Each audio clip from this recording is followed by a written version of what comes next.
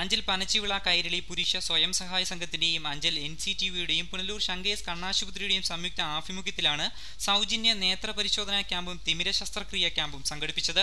Camp ward member V ചന്ദ്രബാബുവിന്റെ അധ്യക്ഷതയിൽ ജില്ലാ പഞ്ചായത്ത് വികസനകാര്യ standing committee chairman S Jayamohan ഉദ്ഘാടനം ചെയ്തു.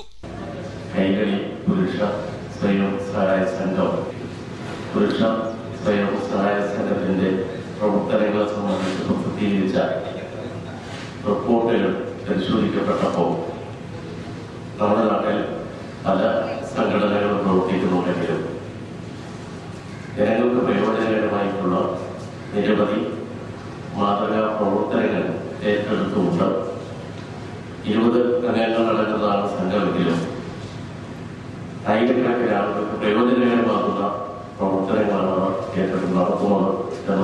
ഇടമുളയ്ക്കൽ ഗവൺമെന്റ് ജവഹർ ഹൈസ്കൂളിൽ വെച്ച് നടന്ന ക്യാമ്പിൽ നിരവധി ആളുകൾ പങ്കെടുത്തു. പരിശോധനയിൽ തിമിര ശസ്ത്രക്രിയ ആവശ്യമുള്ളവരെ പുനലൂർ ശങ്കേഴ്സ് കണ്ണാശുപത്രിയിൽ ശസ്ത്രക്രിയ നടത്തുന്നതായിരിക്കും. തിരുനെൽവേലി അരവിന്ദ് കണ്ണാശുപത്രിയിലെ ഡോക്ടർമാരായ doctor K Subair Ahmed Haji, doctor Palmira, doctor B Shankar, B Murali, N Rajendran, S Chandrababu എന്നിവർ ക്യാമ്പിന് നേതൃത്വം നൽകി. News bureau, Anchal.